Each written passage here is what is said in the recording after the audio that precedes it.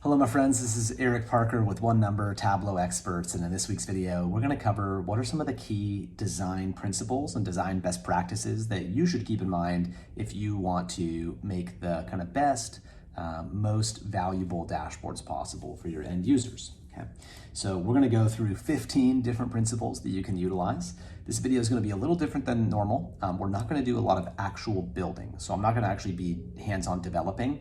So this video would be really applicable to any tool that you might use. Yes, Tableau is great, but you might also use Power BI or Looker or something else. This would apply to any type of dashboard. Okay, what we're going to do here is we are going to take a dashboard that's fine, you know, a restaurant sales dashboard, and we're going to try and convert it into something more valuable with a bunch of little steps, like just changing the user's perspective about asking questions and what we're drawing their attention to, maybe breaking it into multiple dashboards for the sake of analysis. So let's go ahead and dive into it, okay? I think one of the first things that you can do to make a dashboard more valuable is to lead with questions when possible.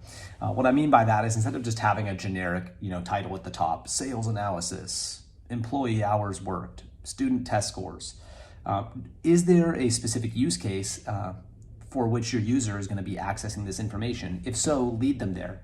Hey, where are we selling our products best? Which students are struggling with their tests? Right, I think if you can convert the title of your dashboard into a question, that can help put your users in a more inquisitive and analytical mindset. All right, next up would be reduce clutter. There's a lot of things that could qualify as clutter. I think a lot of times of just sort of like extra little titles, extra lines that aren't necessary, that would all fall under clutter to me. I think as much as you can sort of simplify that as possible without getting rid of key information you need, that's going to be great. Okay. Another thing would just be maximizing screen real estate. Right? I think with most dashboards, one of the biggest limitations is just we're limited on how much space that we have. You don't want to eat up space with unnecessary, massive footers or, having an entire sixth of the dashboard taken up by some filters. It's just not efficient use. So I think that there's ways to use space more efficiently. This is maybe not applicable for every dashboard, but I really like to utilize summary tiles.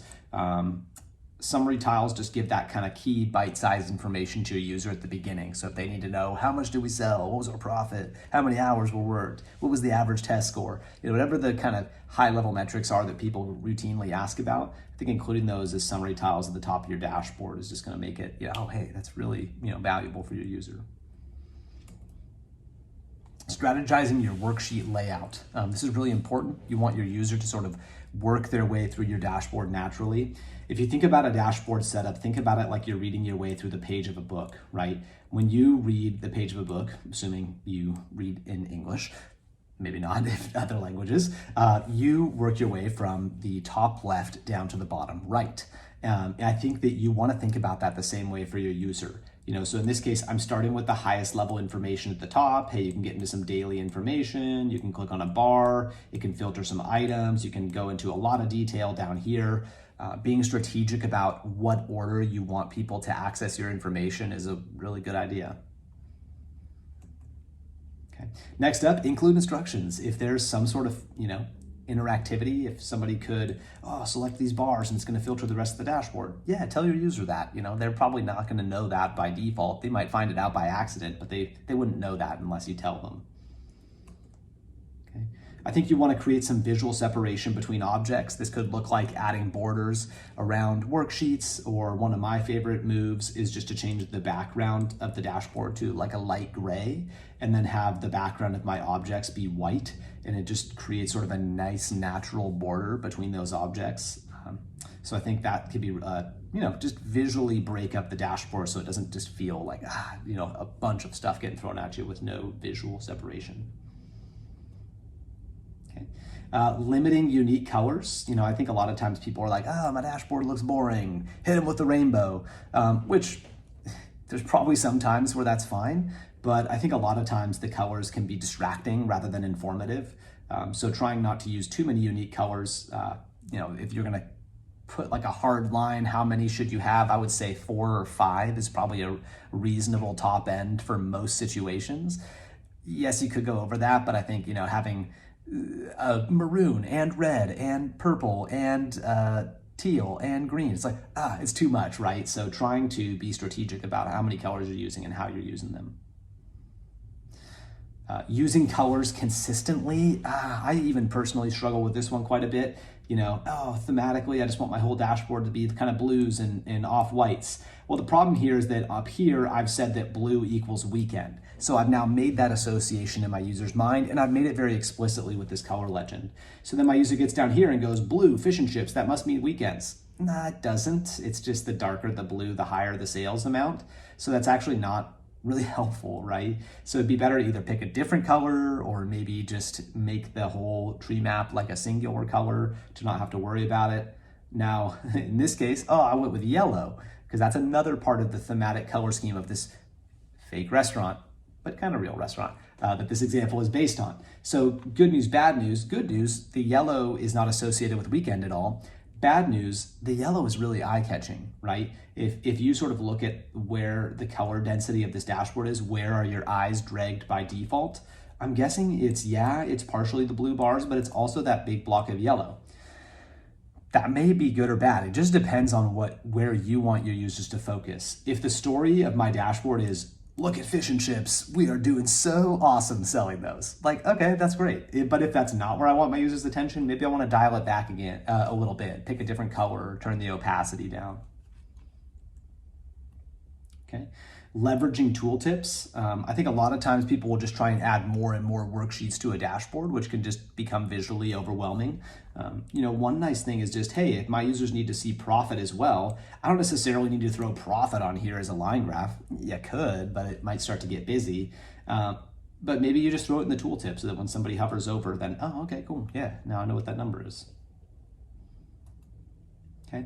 Info buttons or footers. I think info buttons are my personal favorite. If you need to put information like data definitions, description of the dashboard, contact info, when the data was last refreshed, I really like to put that in an info button. It's all there when they hover over, but it's not eating up a bunch of space. And it just allows you to get a lot more information in there for your user. Okay. Drill through for detail, right? In this previous dashboard, it's like, oh, hey, you could explore any of our 500 items in this little bar chart here in the bottom corner. That's great, but it's not very big. It's not super functional. I can only see like less than 10 items at a time. Maybe it'd be better just to have an entirely another dashboard just for that information. So if somebody wants to dig into that and, oh, hey, what were my top 10 items or something, like they can just more easily see that, break it out, sort on whatever column they want. Okay. If you do drill through for detail, if you do kind of break up your dashboards into like a more high level dashboard and a more detailed dashboard, maybe you want to add some navigation buttons, right? Make it easy for your user to get back. Don't make them have to tab around or hit the back arrow in the browser. We just want to make that a seamless experience for them. And I think the last thing, and this is maybe kind of the hardest, maybe the most nebulous, but also maybe the most important, try and tell a story with what you're showing your users, right? Like in this case, I've just sort of highlighted the lowest and the highest values in this bar chart. And maybe that does tell a story, right? Hey, our lowest values are weekdays and our highest values are weekends, But I think that, the more that you can tell a story, the better. Maybe you can include annotations and labeling if the dashboard's not too dynamic. But the more that you can lead your users to the water, the better, right? A lot of people, they want to analyze the data for themselves on some level, or at least have the option to, but they also are asking you to help analyze the data for them and provide some suggestions or highlight areas of interest. Okay. So let me go ahead and pop back over to our design best practices. Okay. I'm going to put a link to this dashboard on Tableau Public, so if you want to download to get this checklist or to just interact with these dashboards in general, you can. I do want to call out, if you check out this info button up here in the top corner, we host Tableau classes every month. From beginner to intermediate to calculations to Tableau prep, and we would love for the opportunity to teach you and work with you as well. We really firmly believe that nobody should be going on this Tableau journey alone. It is a great and powerful tool. It's also very nuanced, and we think that there's a lot of value in getting to work with an expert and get to ask questions of them and go through examples. So thank you so much for checking this out. We drop videos like this every single week, and we would love to have you back here for next week. So until then, take care, and we'll talk to you soon. Thanks.